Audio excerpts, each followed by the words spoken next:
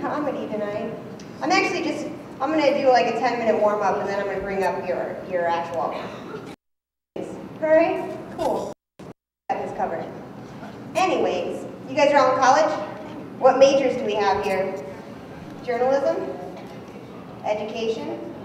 Philosophy? I'm in the same boat as you. I'm a communication women's studies major. Going to school to be unemployable. Philosophy is the same thing.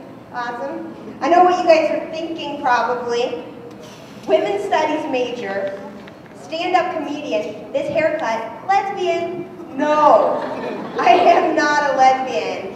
I've been extra careful. I take vitamin C. I try not to come in contact. Try not to catch it. You know what I mean? Try not to catch it. But being a women's studies major, that's weird. That's weird. I take a lot of weird classes being a women's studies major. It's fun though, you know? Like one of the classes I'm taking this semester is Women in Judaism, which I thought would be awesome, you know? Because like I thought there'd be like bagels, you know? Or maybe we could like take over the media. That's cool. But there wasn't, you know? But like I decided to stick out the class anyways, you know? So I was like, you know what? If there's one class that I can argue my way into an A in, it's this class, you know? Because, you know, when my teacher comes to me and she's like, Colleen, you really didn't do any homework or come to class or anything, I can be like, yeah, but you killed my savior. So, yeah, let's get with the A, you know what I mean? My other class I took this semester is called Women for Social Action, and I just took that because I thought I was going to get laid. Not the kind of action they were talking about. Not at all. Not at all. ASU is fun though. ASU's been getting in trouble lately. Their football team, did you guys hear about that? One of our football players shot another football player in the face. Oh my God. And then we also had the same week, we had 2 football players that got arrested because they took naked pictures of some drunk girl. You know? That's crazy. On the plus side, though, I got my pictures back. I'm excited about it. Actually, I had to pay $35 for them on the internet, but I got them back. I think they're the originals. Oh, man. But, like, yeah, so ASU's really cracking down on the football players now, and all the athletes, all of them. You know, like they released a statement the other day. Apparently, whenever an ASU athlete does anything violent or commits a crime, they're going to punish them. Oh my God, that's kind of drastic, don't you think? How will they tend to their studies? Oh, those athletes. And the reason I decided to take a women's studies major, though, was because I'm actually really into women's rights and stuff, you know? Really. In fact, I have this pin I wear. It says, I love pro-choice boys. I love it. I love it. And people always come up to me and they're like, wow, you must have a really strong stance on abortion. And I go, no, I just don't like using protection. Yeah. My mom always told me to have an out. Wow. I can feel you guys like the topic of abortion, so I'm going to keep talking about it. I have a really good sense on those kind of things. But did you guys hear that now you can get the morning after pill? You can get it over the counter. That's right. You can go to Walgreens the next morning, get your morning after pill. You know what they're calling it? Plan B. Which apparently is a lot better than Plan A, which involves self-respect. So, you know, it's a lot better. Could you guys imagine if they sold this stuff at Costco? Could you even imagine that? Like just some girl like walking into Costco like, it's going to be a long semester. Gotta stock up. Oh man, I love it.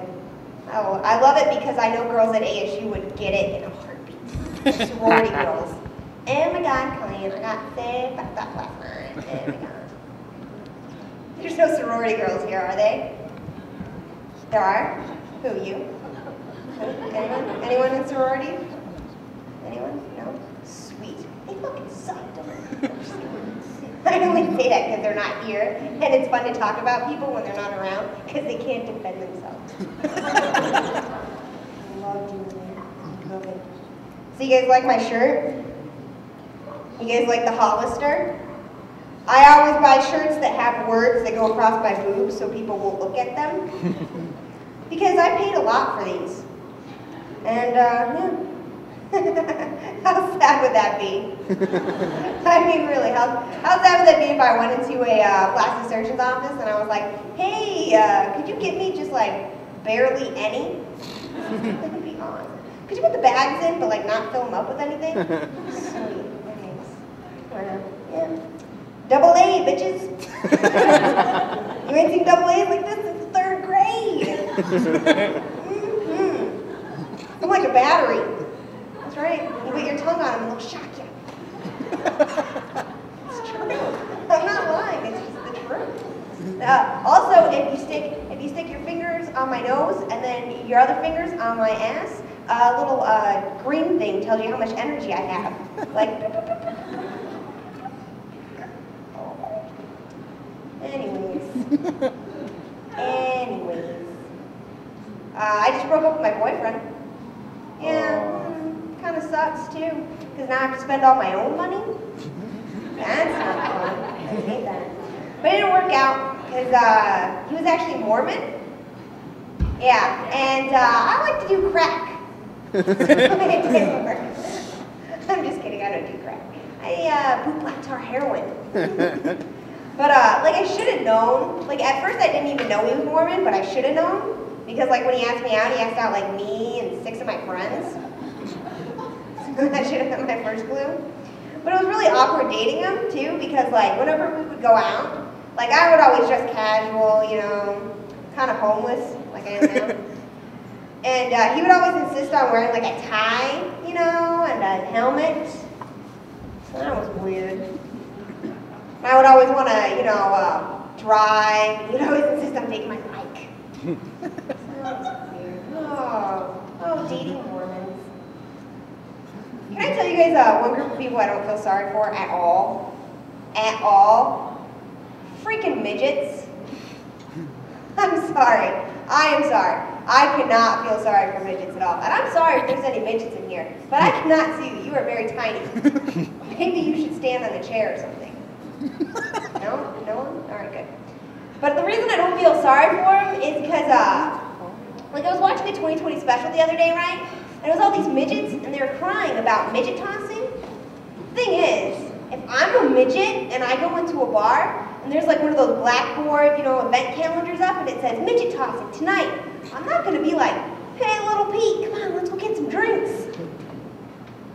Oh, shit, I'm being tossed. Like, I'm not going to do it, you know? I won't go in.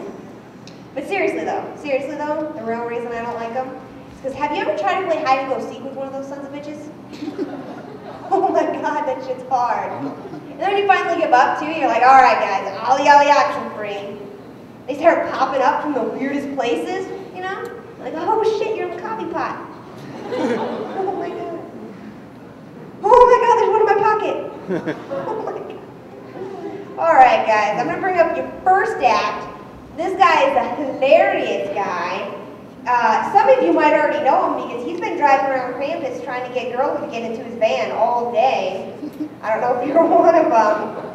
But actually, he's a very funny guy. Just recently won a contest down in Phoenix, the Underground Comedy Contest. Hilarious, here he is, Kass.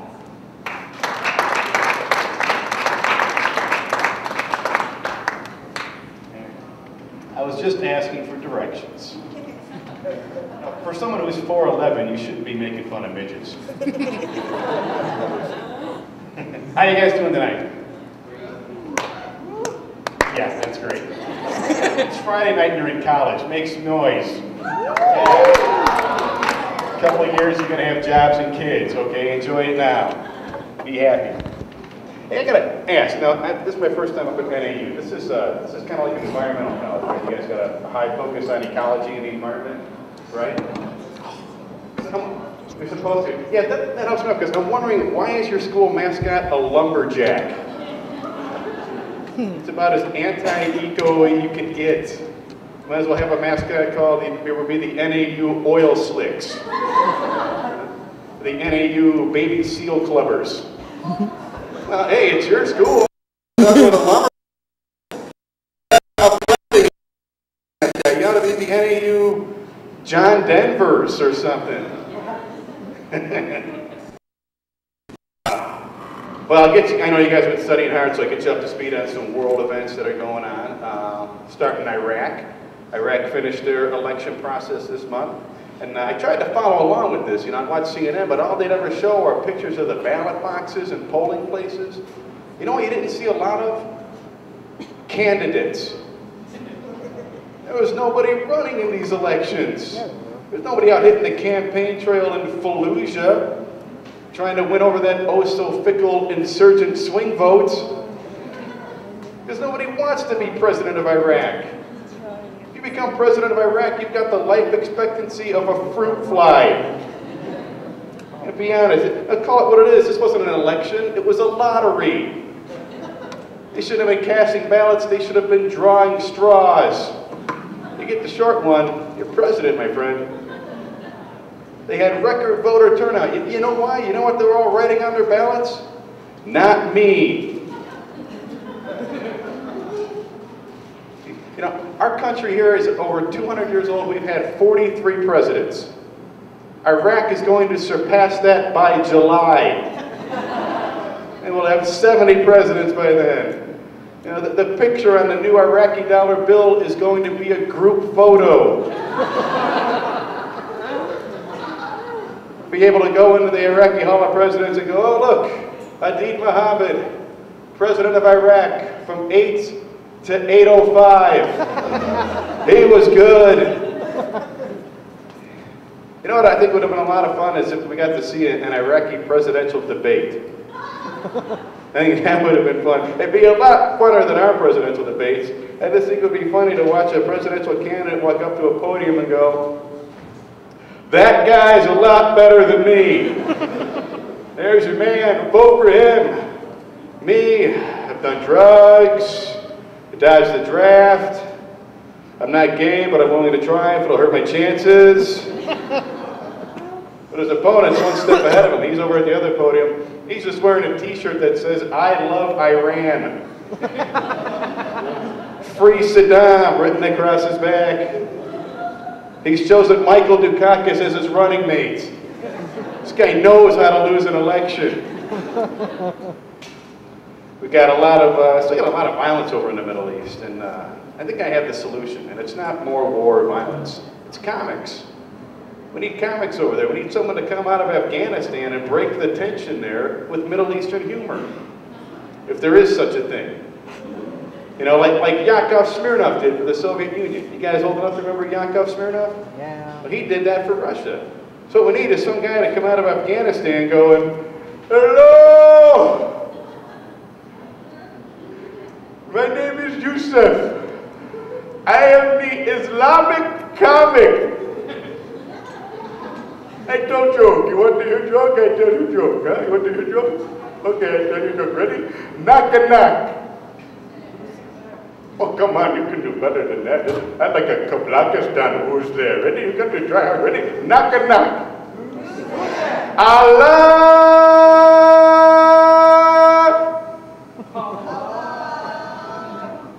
Allah! The thought went to do that joke. I go, oh, come on, I kill with that in Afghanistan. But then again, who doesn't kill in Afghanistan, huh? Let's be honest. Uh-oh, 5 o'clock.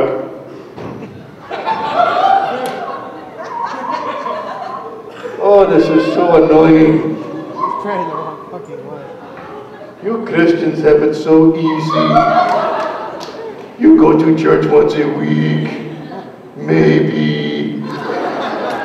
If your parents make you, maybe you go. If there's a pancake breakfast, maybe.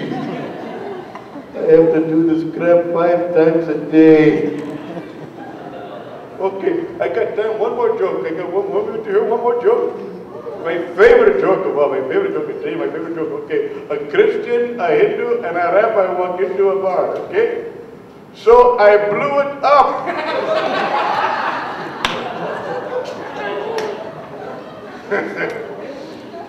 See, I think that's a lot better than violence, huh? Send comics over there. You know, I'd go myself, but I've already done my time in the military. I was a Cub Scout back in '76. Yeah, Special Forces, Weeblo Battalion. I saw some bad shit go down, man. I usually don't talk about it, but I remember one time I was stationed with a Wolfpack troop. We were out on patrol about 2 clicks north of a Pinewood Derby. We started taking heavy fire from a renegade troop of Girl Scouts. Yeah, mercenaries mostly. Highly trained, very annoying. Man, they hit us with everything they had. Samoas, tag-alongs. I was standing right next to little Johnny Ortega when he got hit with a box of Thin Mints. It should have been me. He was just a kid, man. He shouldn't have been there. Hell, none of us should have been there. It wasn't our war. Just those damn scoutmasters playing God.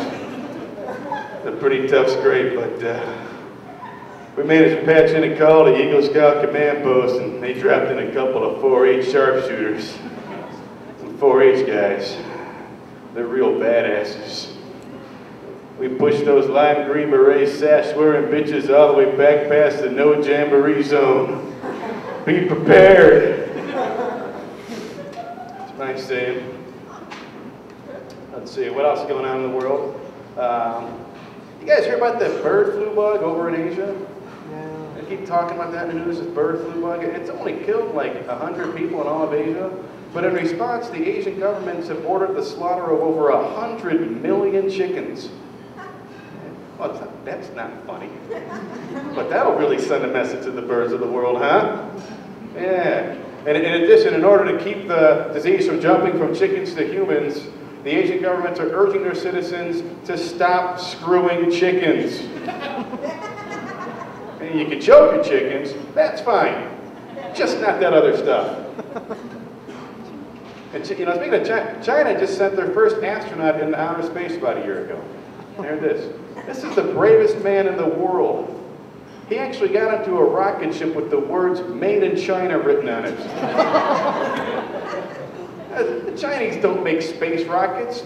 They make bottle rockets. A Chinese rocket goes into the sky and returns safely to the Earth. That's called a dud.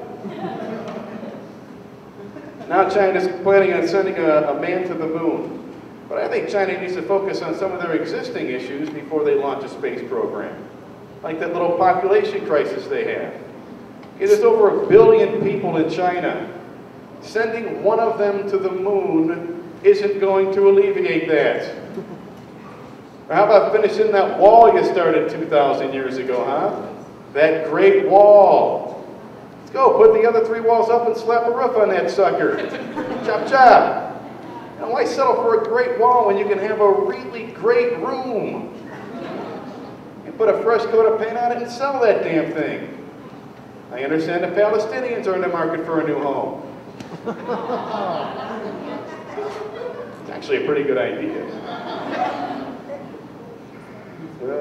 I shouldn't make fun of the Chinese. I know what it's like to be teased and made fun of for your race.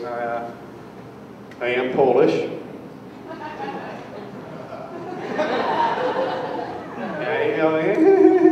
I had to grow up listening to all those oh-so-witty Polish jokes.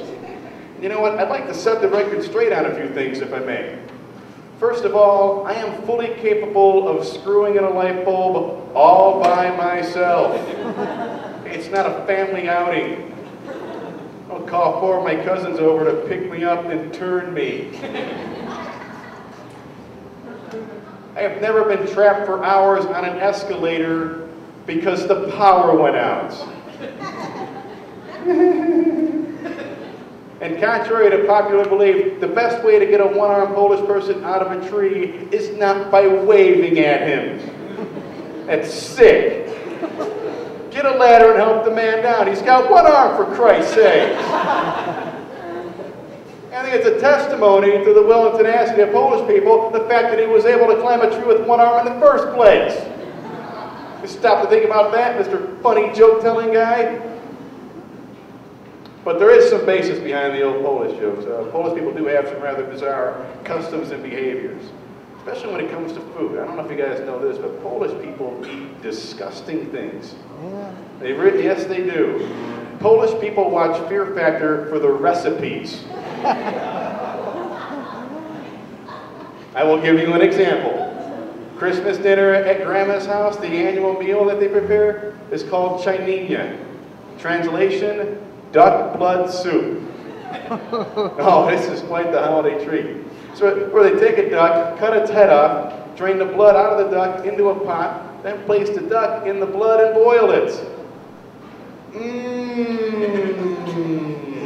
Doesn't that sound good? No. And the smell from this concoction was horrendous. It smelled like, I don't know, like a duck being boiled in its own blood. Can't make up anything worse than this. Did people ever hear of a ham? I always wanted to be Italian growing up. Anybody here Italian? Right there. See, you people know how to cook. You know, you come up with things like marinara sauce, Alfredo sauce, clam sauce. Polish people, blood. That's our contribution. Some O negative and mayonnaise, that's our secret sauce. Disgusting things. My dad used to eat sardines right out of the can. You know, he tried to get me to eat them too. He'd say, try a sardine, son, they taste like candy. Yeah, to a walrus? Maybe. What candy store from hell was he going to? There's no glamour in a Polish heritage either. Again, Italians, they make epic movies about your families. The Godfather, Goodfellas. Nowadays, it's The Sopranos. Everybody watch The Sopranos? Yeah. I guarantee you, you'll never see a hit show on HBO called The Kozlowskis. The main characters like Clem the Kolachki or Joshua Two Polkas. Because the only thing we'd ever whack would be, well, ducks. You wake up with a duck head in your bed, you got the Polish mafia on your ass, buddy. Now watch out, we'll come to your house, cut your arm off, stick your ass in a tree and see how you get down, huh?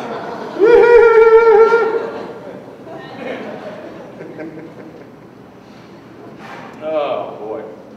Let's see. Now I got an awesome question for you. What time do your classes start at this university? 8 a.m.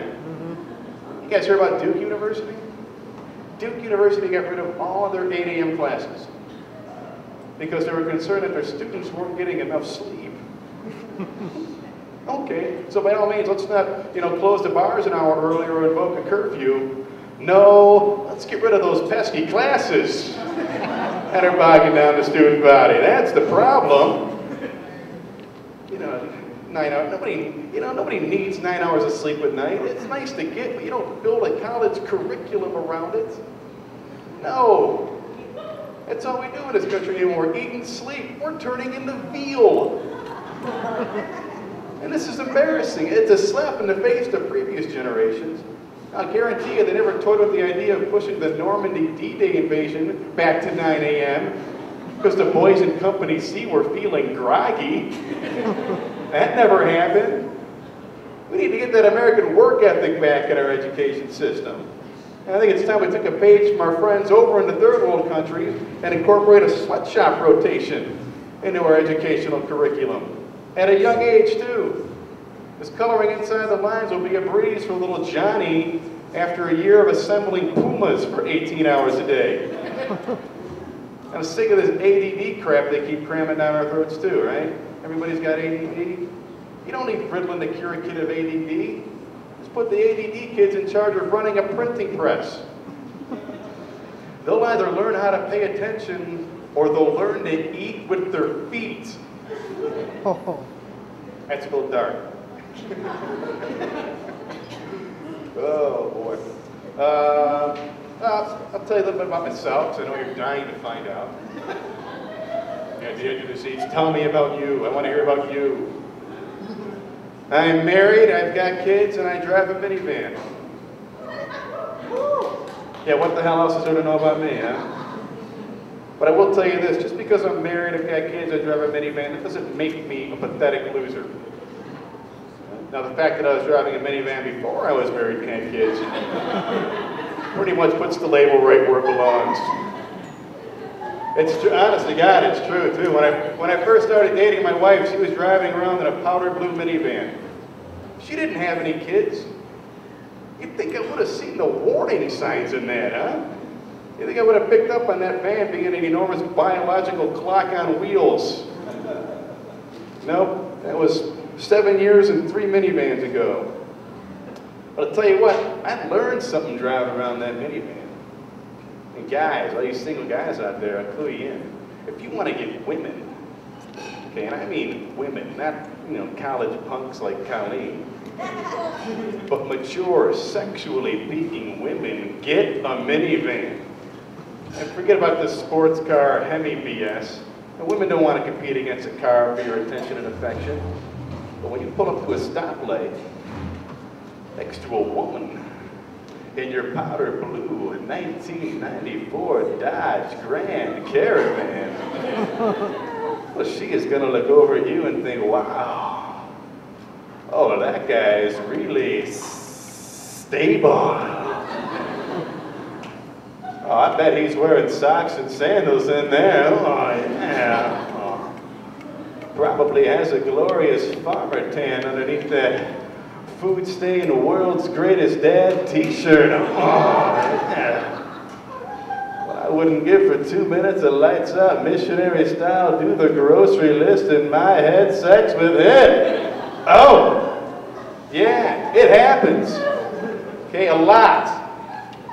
I'm telling you guys, self-respect is a heavy burden to carry your whole life. Let it go. Surrender to the minivan. I got married friends. They're starting to catch up with me. They're getting married, having kids, buying minivans. So we started a gang. Yeah, you're looking at a founding member of the Hell's Soccer Dads Minivan Association. We like to go out riding on the weekends, go mount up on our iron stagecoaches, hit the minivan bars like Chuck E. Cheese.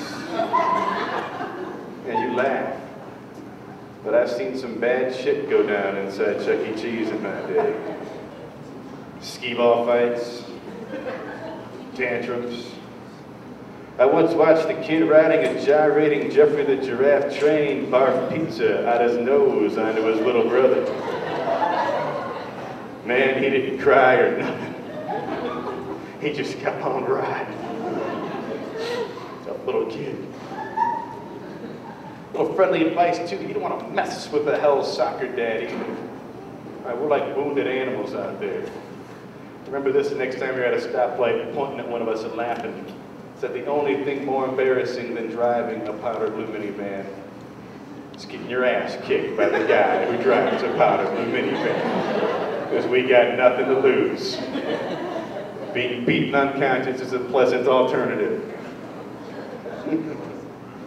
I'm married, I've got kids. It changes your life.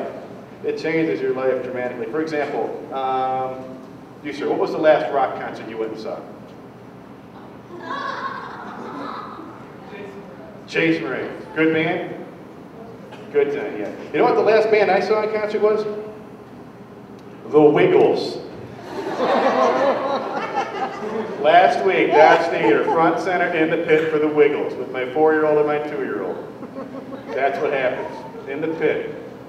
And we got fucked up. Oh, that Dorothy the dinosaur was throwing out ecstasy like it was heroin. Man. Changes your life. Let's see. Let's talk about some things that are bothering me lately. Let's talk about tattoos. Or as I like to call them, the new spandex. A lot of people out there wearing them that maybe shouldn't be. Yeah, this is a great trend I gotta witness, huh? Yeah, there's nothing gussies up back fat like a big old tattoo, huh? Screw that gym membership. Slap a fresh coat of paint on that chassis, huh? Slap on a pair of ill-fitting, low-riding jeans and a half shirt to really showcase that artwork, you know? That walking Louvre you've become. Everybody has a tattoo these days, right? Everybody. How many people have a tattoo? By applause. A good one. See, it didn't used to be that way when I was a kid. You know, when I was a kid, there were only 3 guys that had tattoos. Bikers, guys in the military, and Mr. Rourke from Fantasy Island. He had that little tattoo. I love that joke. See, to me, tattoos are proof that people don't picture themselves getting older. You know, nobody stops to think when they're getting a tattoo what that tattoo is going to look like when they're 60, 70, 80 years or older. Most of you will live that long. I see, like nowadays, I see a lot of guys, they got that barbed wire tattoo around their arms. Do you see that? It's a cool tattoo, it looks good. But when you're 70, that barbed wire is going to look like Christmas garland draping off your arm. If they go back and tattoo cranberries in a tree there to make it resemble something. And that naked lady on your forearm, she's going to look like Maud. Have fun with that. Piercings are the other thing I don't understand. I really don't understand, especially people who get all the face piercings. You know, I don't know who wins in this. You know, if you're a good-looking person, don't mutilate your face by puncturing it full of holes. Conversely, you know, if you're an ugly person, don't draw attention to your face by adorning it with a bunch of shiny metal objects. That'll bring the focus away from there. If you're ugly but you've got great legs, put bike reflectors on your knees. No pinwheels, draw the attention there. And I've heard the rumors that, you know, people get their tongues pierced because it makes oral sex better. How good does oral sex have to get? I mean, I know I'm married, I'm out of the loop, but are there really people out there today getting oral sex going, this sucks?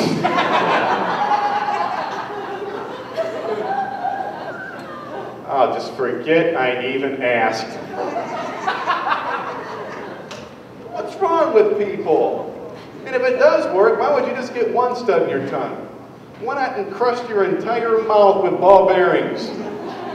You know, wrap yourself in a beaded car seat. If you're gonna do it, man, do it. I don't think it does work. You know, because if it did, you'd see a lot more guys walking around with their palms just riddled with piercings.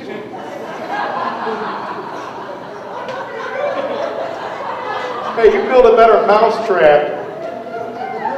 You guys going, screw that Prince Albert, give me a Messiah.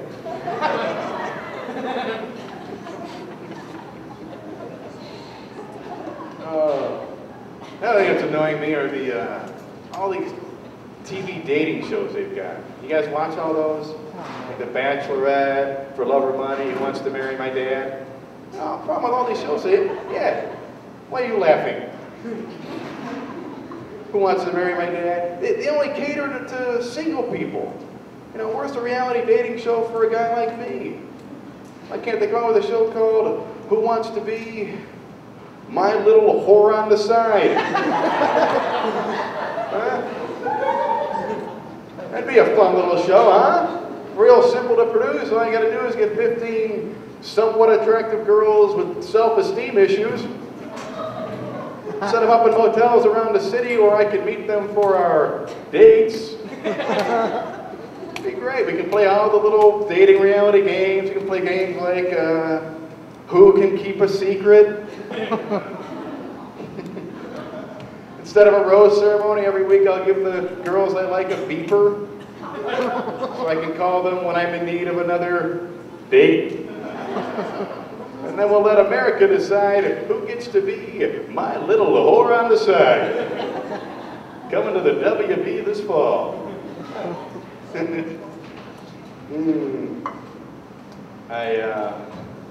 I turned 35 last year. And I started thinking that I'm getting old. I started thinking I'm getting old. It's not fun. Then I heard about this woman named Lydia Newton. You guys know who Lydia Newton is? I heard about this woman. She's an Arizona resident. She turned 111 last year. 111. Thinking if you live to be 111, God forgot about you. Yeah, somehow you slipped through the cracks and now you're stuck down here going, hey! You-hoo! I'm still here! can we wrap this up? I've got grandchildren in nursing homes. Let's go, heaven, hell, I don't even give a shit anymore. Just get me out of here. Got me thinking about reincarnation too. I think I started believing in reincarnation. Because I started thinking, what if being born is just a practical joke your friends play on you while you're in heaven? You ever do that? You ever get a buddy of yours that really drunk and put him on a bus naked without any money? It's a lot like being born. Maybe that's what's happening. You're up in heaven, everything's going great, you take a nap, and your buddies sneak up on you going, check it out, Bob's sleeping. Let's send him back to Earth. Yeah, do it. That's why babies cry when they're born. They come out and go, oh, not again. Those guys. Oh shit, I'm a girl. Oh, real funny. Yeah, it's real funny, you two. I'm gonna get you. About 70 years. What else is big in the news? Gay marriage, big hot topic. First it's legal, then it's not legal. But here's something that might have snuck past you. I don't know if you're aware of this. They opened the first gay high school in New York about a year ago. You hear about that? Yeah. First gay high school in New York so that gay kids wouldn't get harassed.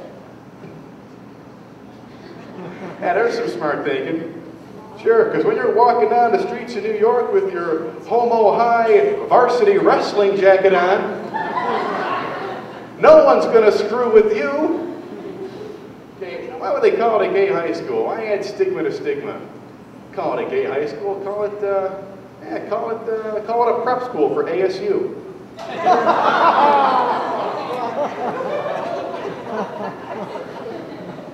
I have to believe that a gay high school is going to have its share of challenges to overcome. You know, the gym teacher at a gay high school is going to have his hands full. Picture this poor guy's job every day walking in going, oh, come on, you guys. I told you once, I told you 1,000 times, we shower after we work out. Murphy, I think Jones can wash himself, thank you. Every day, you two.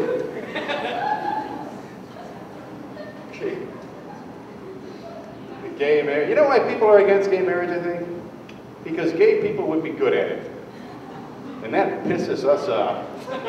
Because we're terrible at marriage. We got what, a 50% success rate? If gay people get married, they will knock that out of the park. And then they'll have everything. They'll have the good marriages, tax breaks, health benefits. They'd understand each other.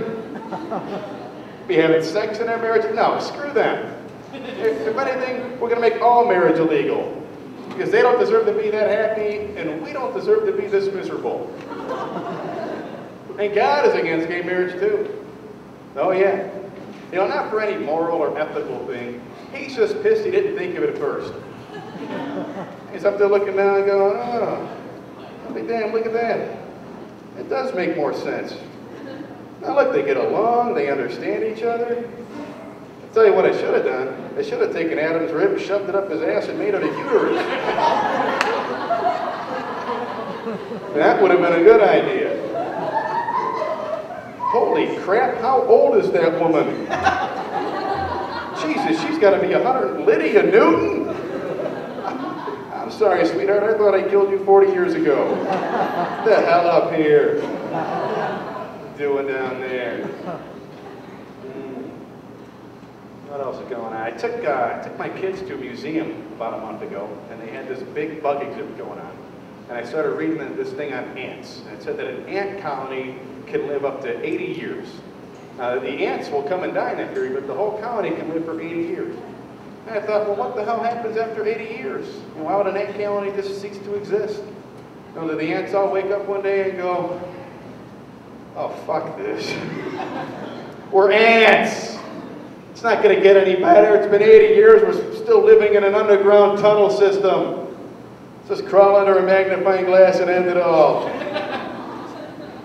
And who had the sucky job of watching an ant colony for 80 years to determine that? And I bet I know what happened. You know, some poor guy's watching his own life slip away and goes, 79 years. Oh, the hell with this. Takes out a can of rage.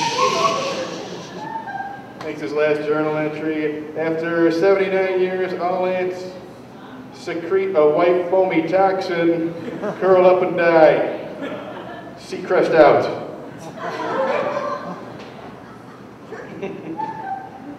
While I was at the museum, I saw one of those Darwin charts on human evolution. You know what I'm talking about? So you're going from monkeys to modern man. When was the last time anybody updated that thing? I'm looking at this last guy. He's standing there. He's upright. His chest is out. He's got a scruffy beard and a spear. And that guy's kicking ass and taking names. You know, he's achieved something in his life. That ain't me. You know, I don't look like that. I sure as hell don't feel like that. A lot of us have evolved a few epochs past that point. You know, a lot of us, you know, we've gone from creating things like tools and weapons and fire to creating things like marriage and mortgages and minivans. We evolved into this whole new genus of species. Say hello to family man. You know, we've gone from Homo erectus to Homo really doesn't sound that baddest. I'm ready. But we've evolved. You know, we've evolved ourselves right out of the animal kingdom too. Have you noticed that? We no longer have any animal instincts when it comes to our natural world around us. We've become aliens on our own planet. The tsunami tragedy was an example of this. You know, the human beings were the only land animals to suffer major casualties from the tsunami. Because before the tsunami hit, all the water on the beaches recessed back into the ocean for hundreds of yards. Now, every other animal on land looked at that and went, oh, sweet mother of God. Well, let's get the hell out of here. That should not be happening. But humans, and I would have been one of them right there with them, what do? We just start walking right out into the receding ocean. Going, ooh, look at all the shells. A sand dollar, look what I got. Hey, what are all those animals doing up there? Man, it's like a whole Noah's Ark theme. What's that sound? You hear that? Man, it sounds like a freight train in the middle of the, oh, shit. The last thing you hear is some donkey on a hill going, ee-aw, jackass. Let's see those opposable thumbs get you out of this one, Mr. Top of the food chain. I gotta tell you, I'm a little pissed at our animal friends over this. You know? When Noah found out that there was going to be a horrible flood, he built an ark and rescued every other damn species on the planet. Where's the reach around? Huh? Where was man's best friend that day with the lassie troubles of brewing bark? There were dogs on that beach that morning. They knew what was up. You know what they all did? They're standing next to their masters going,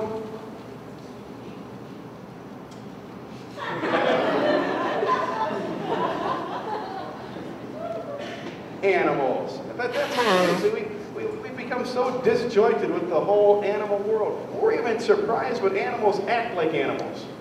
We have TV shows called When Animals Attack. Like it's a freak occurrence. They're animals. They do it every day.